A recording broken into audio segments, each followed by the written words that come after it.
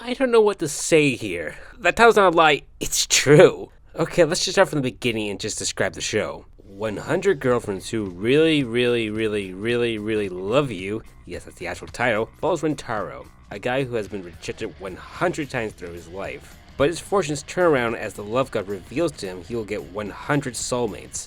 So Rentaro now has to find his 100 soulmates and love them all equally in this crazy ass harem anime.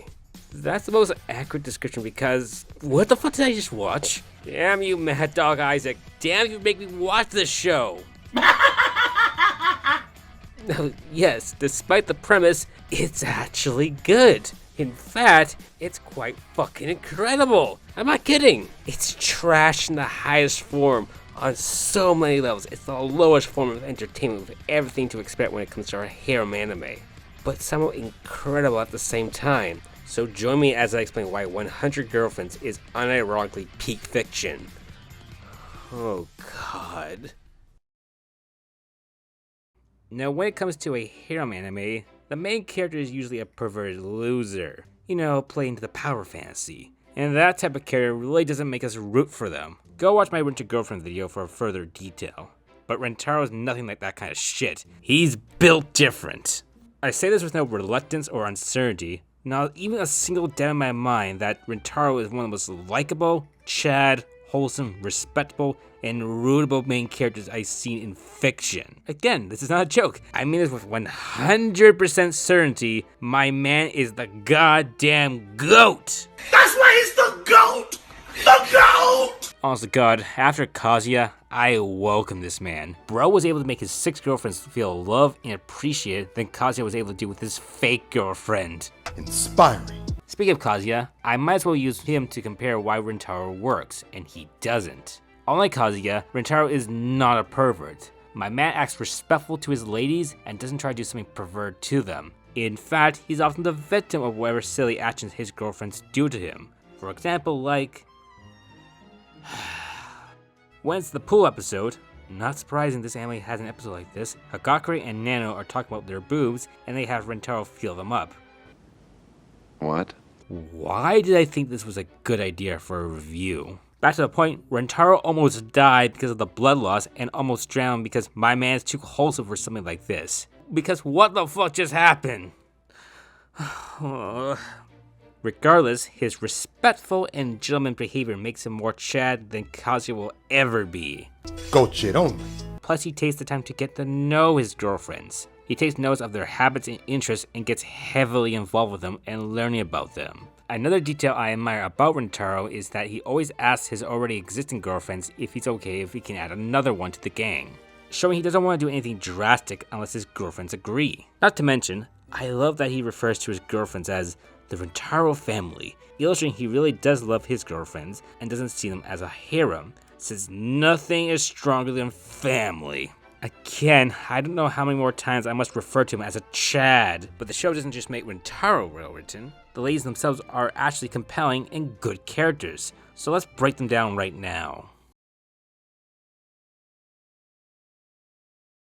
I thank God that the show doesn't start with 100 girlfriends, otherwise it would have killed me to talk about all of them. We got 6 ladies this season, and all of them are at least decently written, so let me go through all of them, shall we? First up, Hakari. She's a bit of a klutz, with her being quite silly as she stumbles around trying to be a good girlfriend. She has a preferred side to her as well. The big example I would give in episode 2, where she really wants to get into Rentaro's pants, if you know what I mean.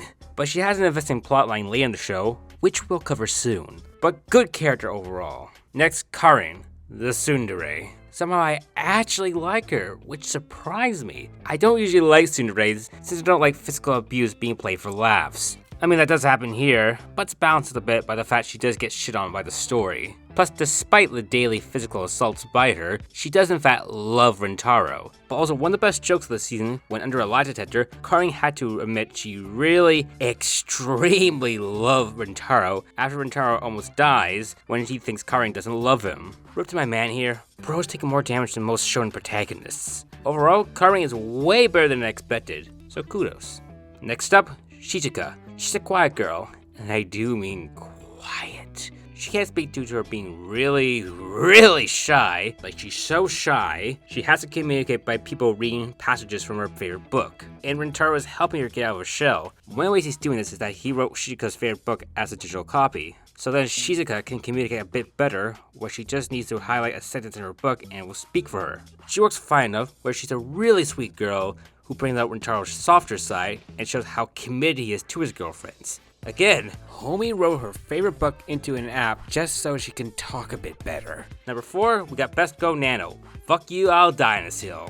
Anyway, Nano's whole deal is that she's a very emotionless lady. All she cares about at the start is being efficient and just being purely logical. Basically a robot. But of course, Rintaro starts to change her after they meet, and Nano starts to crack a bit and feels the power of love coursing through her. However, she doesn't want to be his girlfriend, still will make her less efficient. However, after some convincing, she agrees to have a date with Rintaro. However, it seems like she still doesn't want to be his girlfriend. So Rintaro pulls a risky move and attempts to destroy the foes he'd taken with her during their date. But Nano stops him, as she didn't want those foes with her and him to be destroyed, since she does love him. And she agrees to be his girlfriend. Also, Nano's comedic moments come from her incredibly dry nature, which does set her apart from the more over-the-top, outlandish girlfriends. Overall, a really fun character. Moving on, we have Kusari. Why'd you do this? You had a great looking character here, then you just... Why do you have to make her a lolly most of the time? It is of no concern. Anyway, she works fine. She has decent comedic moments, whether it be her being a silly goober, or her trying out her elixirs on others, or when she returns to her normal form and people taken aback by her. So an alright lady overall. And for the last lady to join the harem this season, we have... Hakari's mother. Yes, this guy is dating both a fine lady and her mother. There are no words to describe this absolutely legendary feat. Anyway, Hakari acts as a villain at first. She doesn't approve of Hakari's relationship with Rintaro, since Homie has a bunch of girlfriends on his standby. But when they lock eyes with each other, they fall in love.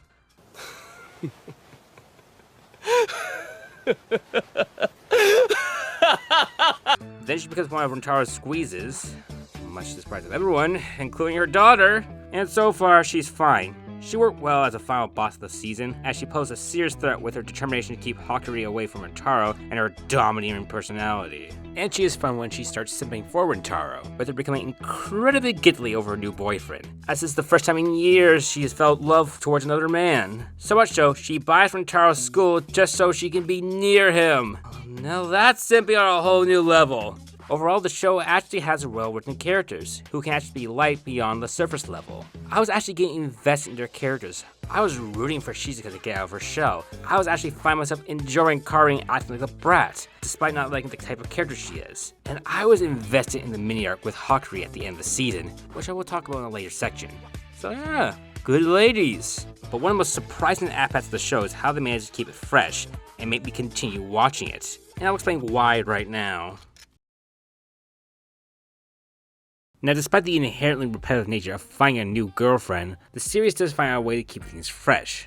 For one, how Rintaro finds his girlfriends is different enough to keep things interesting. Each situation has a new challenge for Rintaro to overcome and how he beats it. For example, for Shizuka, Rintaro had to reach her and form a connection and get past her shyness. Or now with her being very reluctant to have a boyfriend because she's focused on being efficient and having a relationship would distract her. And Rintaro overcomes these challenges through sheer determination for the ladies he loves, because my boy doesn't quit. Inspiring. Plus, there are episodes where it's more diving into the character writing and having fun with the already there girlfriends. Funnily enough, the episode with the greatest dive into the characters is the beach episode of all things.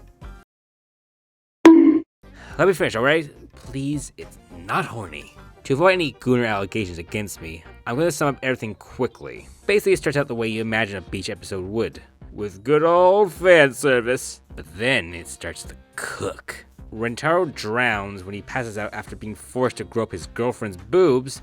Again, a joke. So then Nano and Hakari had to go and find a lifeguard to bring him back from death. During this time, Shizuka kinda gets dragged away by the pool current and gets separated from the gang. Then Nano and Hakari gets cornered by some perverted punks. Nano tells Hakari to go find some help while she deals with the punks on her own. But Hakari actually defends Nano from these Kazuya variants, because she is loyal. Inspiring.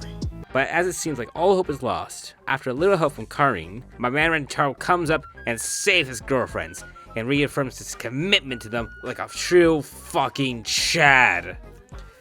Then after scaring these punks away, my man goes looking for Shizuka. Where's she at? Well, she was forced to be stuck on an island and had her phone die on her, so she can't use her e-book to get Rentaro's attention. So she mustered up the courage and spoke a loud squeal, which gets Rentaro to find her and save her. So to recap, this episode had some great character developments and bonding, some great payoffs, and had Rentaro be even more goated. This show is just so... It's just beautiful, man. It's just beautiful.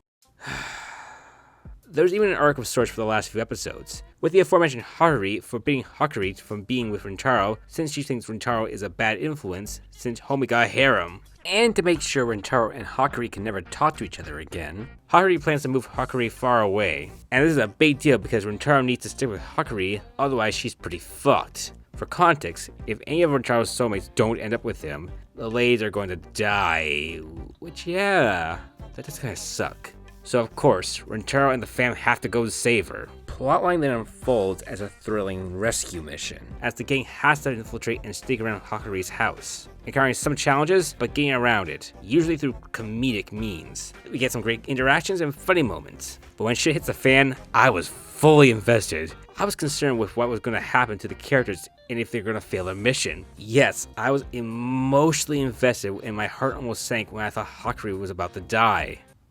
What the fuck did this show do to me? Yes, this story is investing. It's far smarter than I expected to be, with compelling plot lines. How does this show have such investing characters? Why do I care about them? And why do I want my man Rentaro to have a happy ending with all of them? This show is so stupidly good!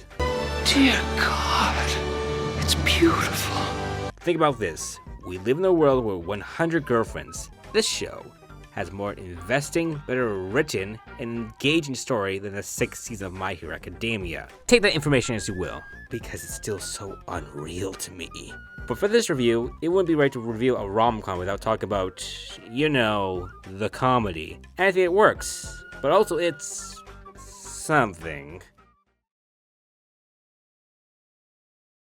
Now, it will come to no shock to anyone, but with a premise like 100 Girlfriends, you have to expect the series to be a bit of a comedy. And yeah, it is. But it's surprisingly diverse when it comes to humor. Of course, the joke can be raunchy as hell. You have boob jokes, nosebleeds, you know them all. I can't show you all the risque elements, because I don't want you two to be at my neck, but do know, it does go a lot more raunchy than what I'm showing. To give you an example of one of the more raunchy jokes in the series, in one episode, Rentaro is chased by his girlfriends after they become kiss zombies. Just roll with it. He's then cornered by Hakari and Karin, and the way he gets out of it is... I think it's just best to show you what he does.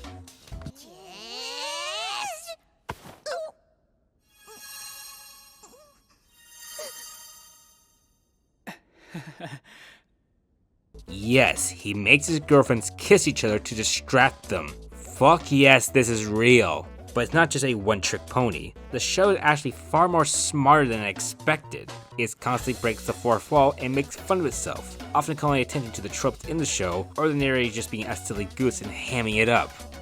And so begins Rentaro and the ladies' game of Resident Hazard Kissage Edition.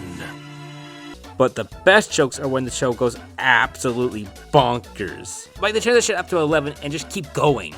This type of humor can range from Rentaro hurting himself when he feels like he dishonored his girlfriends, to the gang being chill that Rentaro is bringing more girlfriends into the family of sorts. My favorite from the whole season is when Rentaro talked to the god who told him he would have 100 girlfriends. And he says to the god that he can't hope to actually manage that many girlfriends, and the god reveals how he got the 100 girlfriends. I love this show so much. It just gets so beautiful and how batshit insane it gets. Back to the point, the show goes all out when it comes to its bullshit, filled with bizarre but entertaining moments. Like now when given a potion to have her hair act like another limb. It knows it's stupid and just rolls with it. It's a show that somehow, magically, mushes everything together and creates peak. Alright, time to move on. I don't think my brain can handle this for much longer. In summary, 100 Girlfriends is a beautifully written piece of trash. It's a show that's so absurd, it becomes amazing. A show where the MC is the grayest chat of them all, with an actual well-developed harem to go with him. Plus, with the show's surprisingly top-tier rating, it's actually good. So the final, the actual not bullshitting score is 10 out of 10. My God, what have I become of myself? How did I get to this moment? Why, oh why, oh why, oh why? Please don't ask me to review season 2 of the show. I don't think I can handle this. Please, please, please, please, please don't. Anyway, thank you all for watching. If you want to support my channel, please like and subscribe, and stay tuned for more videos. Take care and have a good day.